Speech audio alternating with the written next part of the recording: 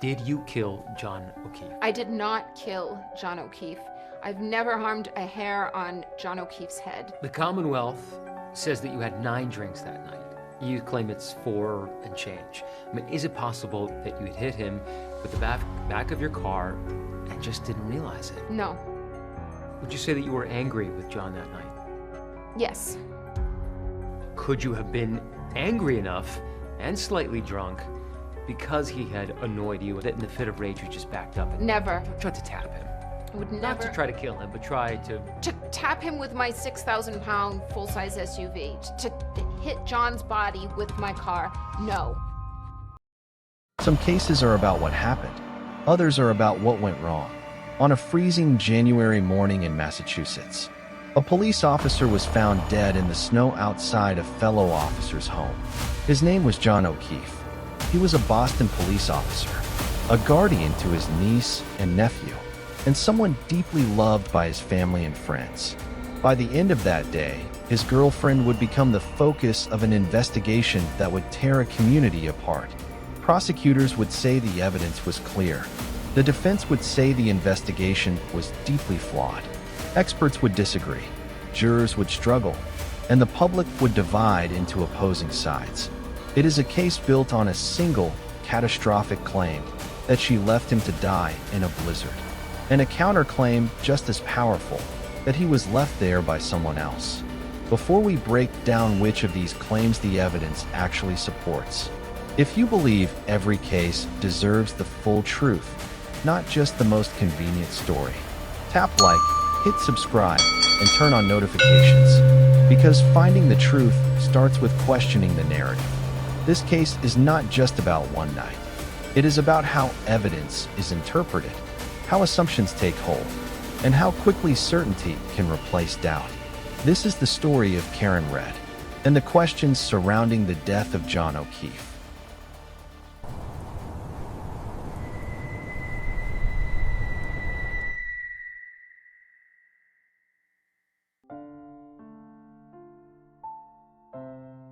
January 29, 2022, Canton, Massachusetts. It was the kind of winter night New England knows well. Snow covered the ground. The air was bitterly cold. Roads were slick. Visibility was low. The night before, John O'Keefe went out with friends. John was 46 years old. He was a Boston police officer, known by colleagues as reliable and calm under pressure. But outside of work, John carried another responsibility, one that defined his daily life. He was the legal guardian of his niece and nephew. After a devastating family loss, the children came to live with him. John became their stability, their routine, their protector. He helped with schoolwork. He showed up for events. He tried to give them a sense of normal life after tragedy. To those closest to him, John was not just an officer. He was a caregiver, a constant presence in 2 young lives. That is who did not come home that night. On the evening of January 28th, John spent time with friends. Among them was his girlfriend, Karen Red. They visited several bars in the Canton area. It was a social night, people talking, drinking, and moving from one place to another. There was nothing that suggested the night would end in tragedy. No emergency calls, no reports of violence, no indication that anything was about to go wrong. As the night went on, plans changed. A group decided to continue gathering at a private home on Fairview Road. The house belonged to another Boston police officer. Later that night, Karen Reed drove John O'Keefe toward the Fairview Road home. The drive itself was short, but it would later become one of the most examined moments in the entire case. Snow was falling. Temperatures were below freezing. It was late, well after midnight. According to statements later given to police, Karen dropped John off outside the home. So I'm driving, and John got on the phone with Jen, and he's telling me it's 34 Fairview. And we arrive at 34 Fairview. So when John got out of the car, he took my full vodka soda, which is sitting in the cup holder. And he walked up the driveway, and John always kind of skipped and walked at the same time. He was always in a rush. And I saw him reach the breezeway door, and I waited probably a minute, and he doesn't come. And it only took like 2 or 3 minutes for me to be irritated. So I called him. I didn't want to wait for him to respond to a text, and he didn't answer. I said, you've got to be kidding me. What are you doing? You just went in and I'm sitting here. Either we're welcome or we're not, but it shouldn't take you 5 minutes to determine that. And then about 10 minutes went by, and I left, and I was not happy. But little did I know, John was not getting my phone calls. And then that was it. The last I ever talked to him was when he got out of my car at Brian Albert's house. John did not go inside. Karen left the area. Why John never entered the house would become a central question. But at the time, no one knew he was in danger. No one called for help. No one reported an emergency. The night went quiet. As the early morning hours passed, snow continued to fall. John did not return home. This was not normal. He had children waiting for him. Responsibilities he never ignored. When calls and messages went unanswered, at 12:37:08 a.m., the defendant calls John, and voicemail number 1 is left with voice. Ms. Gilman, would you kindly play the voicemail for 12:37:08? John, I fucking hate you! Voicemail number 3 is left with voice. John, I'm here with your fucking kids. Nobody knows what the fuck you are, you fucking pervert. Voicemail number 5 is left with voice. Yeah, it's 1 in the morning. I'm with your fucking niece and nephew. You fucking pervert. You're a fucking pervert. So when voicemail 6 is left with voice. John, I'm going home. I cannot babysit your niece. I need to go home. You are fucking using me right now. You're fucking another girl. Kim's sleeping next to me. You're a fucking loser. Fuck yourself. concern began to grow. Karen Reed and others returned to the area to look for him. What they found would change everything. Outside the Fairview Road home, John O'Keefe was found lying in the snow. He was unresponsive. Emergency services were called immediately. First responders arrived and worked to save him. John was rushed to the hospital. Despite medical efforts, he was pronounced dead shortly after arrival. For the people who knew him, the shock was overwhelming. For his family, the loss was sudden and devastating. For the children he was raising, life would never be the same. An autopsy was later conducted. The medical examiner determined that John O'Keefe died from a combination of blunt force injuries and hypothermia. Those findings raised urgent questions. How did he suffer those injuries? Why was he outside in the freezing cold? What happened during the hours no one saw him? What began as confusion was now something more serious. A Boston police officer had died under unusual circumstances. In the snow, outside the home of another officer. The setting alone drew attention. Investigators began working to understand what happened. At first, they considered multiple possibilities: a medical emergency, an accident, or another cause not yet known. But as they examined the timeline and the people involved, focus narrowed. Very quickly, attention shifted toward Karen Reed, not as someone providing information, not as a bystander, but as a suspect. And from that moment on, this case would no longer be just about what happened that night, but about how the justice system would interpret it.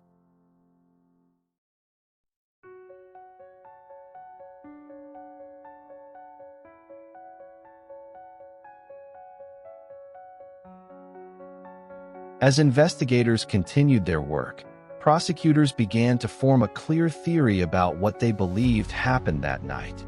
According to the prosecution, John O'Keefe never made it inside the house on Fairview Road. They argued that the critical moment happened outside, in the snow, shortly after Karen Reed drove him there.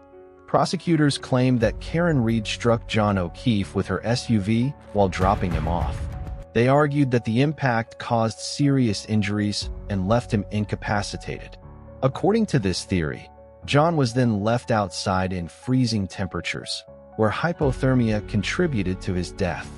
This explanation became the foundation of the state's case. To support it, prosecutors presented several categories of evidence. A major focus of the prosecution's case was Karen Reed's SUV. Investigators examined the vehicle and documented damage to the rear taillight. Prosecutors argued that this damage was consistent with a collision involving a person. They also presented evidence that fragments of broken taillight were recovered near the location where John O'Keefe was found. According to the prosecution, these fragments matched the damaged area on the SUV. They argued that this physical connection placed the vehicle at the center of the incident. In the state's telling, the damaged taillight was not incidental. It was proof of impact. Prosecutors also relied heavily on Karen Reed's behavior and statements in the hours following the discovery of John's body. According to testimony presented in court, Karen repeatedly asked first responders questions such as whether she could have hit John. When you looked up and saw that person and asked about any background, what did she say to you?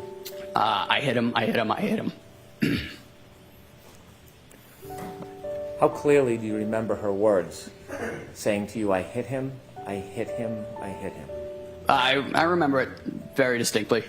I asked if there had been any significant trauma that happened that preceded this, and she answered with a series of statements that she repeated. I hit him. I hit him. There was a woman next to us who told her to calm down, stop talking, calm down, you're hysterical. So she repeated, I hit him, and a police officer asked her, said, you what? And she repeated it again, I hit him. The prosecution argued that these statements were significant. They suggested that such questions showed awareness of what had occurred, not confusion or speculation. In the state's view, these comments supported their claim that Karen knew John had been struck by her vehicle. Medical experts called by the prosecution testified about John O'Keefe's injuries. They stated that the blunt force trauma observed during the autopsy was consistent with being struck by a vehicle. They also testified that hypothermia played a role, given the freezing temperatures and the length of time John was exposed to the cold. According to the prosecution, the combination of injuries and environmental exposure aligned with their timeline. They argued that this medical evidence supported their version of events. Based on the evidence they presented, prosecutors charged Karen Reed with serious crimes. These included second-degree murder and manslaughter. In court filings and statements, the prosecution described the case as a tragic but preventable death. Their narrative emphasized alcohol consumption, a late-night drive, a moment of impact, and a failure to seek help. They argued that these factors came together with fatal consequences. In the prosecution's telling, the case followed a straightforward sequence. A night out turned dangerous, a drop-off ended in violence, and a man was left alone in the cold. They presented this version as supported by physical evidence, witness testimony, and expert analysis. But while prosecutors described their case as clear and compelling, it was not uncontested. The defense would challenge nearly every part of this narrative, from the evidence itself to how the investigation was handled. And as the trial moved forward, the story would become far more complicated.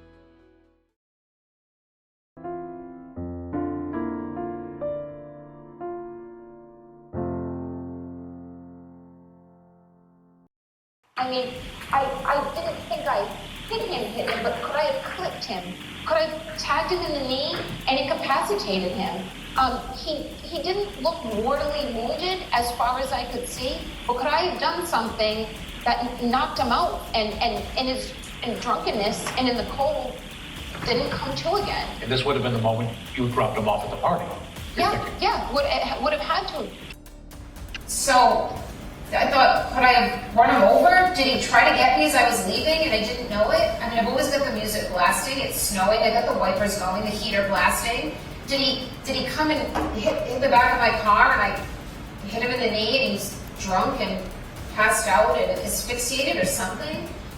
In that video clip that you saw, out of context, when she said the words, he did not look like he was mortally wounded, she's not talking about at midnight. She's talking about at 6 a.m. when she found him. That's what she was talking about. She was drunk. She hit him, and she left him to die. And she left a man who was kind and generous and thoughtful. She left him alone. She left him alone to die. They have failed.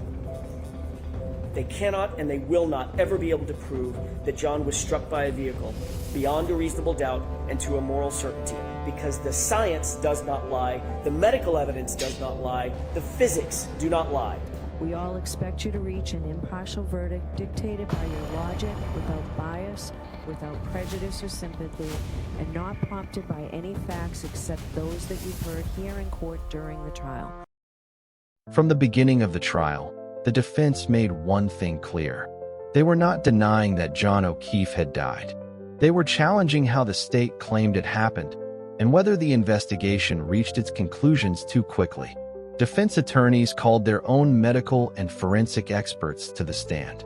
These experts testified that John O'Keefe's injuries did not clearly match what is typically seen in vehicle-pedestrian collisions. They pointed to the absence of certain injuries that are commonly present when someone is struck by a car, such as specific fracture patterns or signs of impact at expected heights. Did you look at any information that would tell you what the speed of that impact may have been? Well, it didn't hit him, so it doesn't matter. By looking at the body, I could tell that there was no evidence of impact with a vehicle. You didn't try to get any information about the speed of the vehicle? It was totally irrelevant to you? Correct. It did not hit him. According to the defense, the medical evidence left room for alternative explanations. They argued that the injuries could not definitively prove that a vehicle strike had occurred. The defense also focused closely on how the crime scene was handled. They noted that initial searches of the area did not recover taillight fragments. Some pieces were found later, after snow had fallen, after multiple people had walked through the area, and after several search efforts had already taken place. Defense attorneys argued that this raised serious questions. They suggested that delayed recovery of evidence can affect reliability and interpretation. In their view, the timeline of evidence discovery mattered just as much as the evidence itself. Another major part of the defense case centered on the investigation structure. The house on Fairview Road belonged to a fellow law enforcement officer. The defense highlighted that several people connected to the scene had personal or professional relationships within local law enforcement. They did not claim misconduct as fact, but they argued that these connections created at least the appearance of potential bias. According to the defense, best investigative practices require clear independence, especially in cases involving police officers or their associates.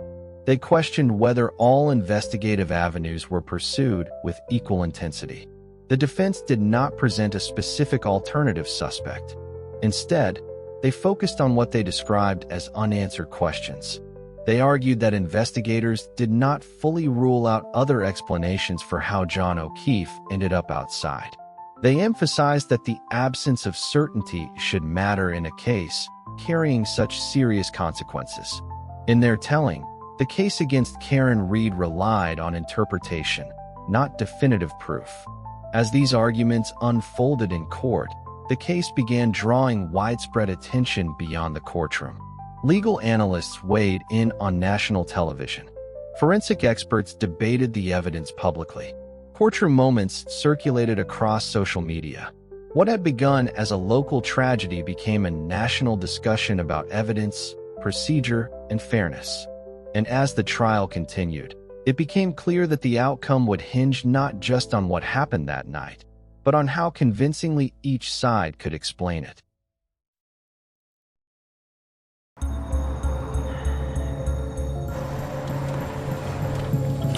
You sleep okay? Yeah.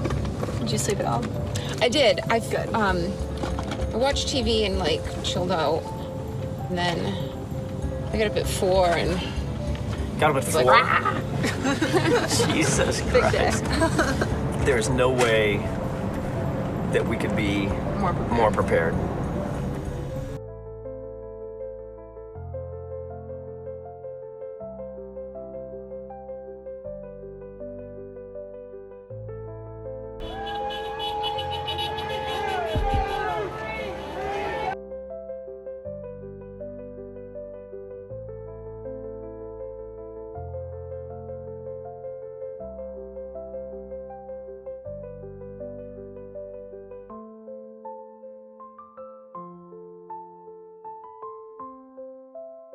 After weeks of testimony, expert debates, and emotional accounts, the case was placed into the hands of the jury.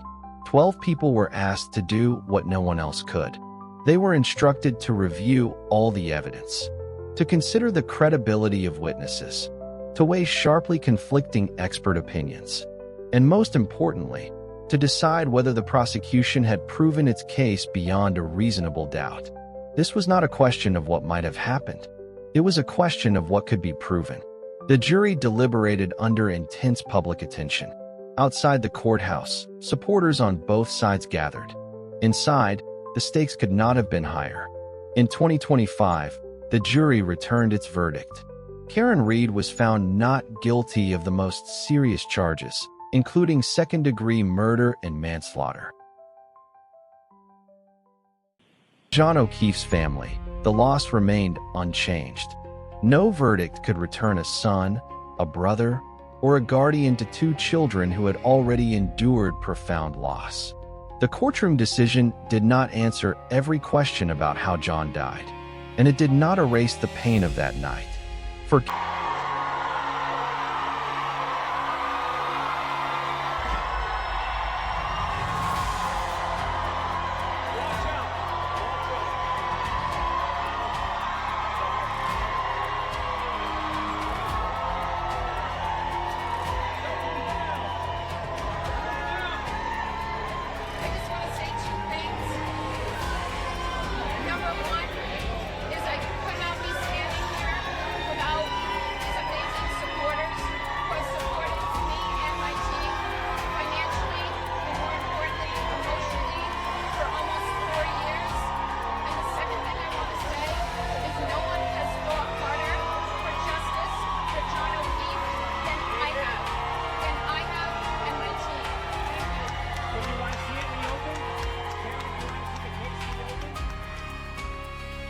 her life had been permanently altered, regardless of the outcome.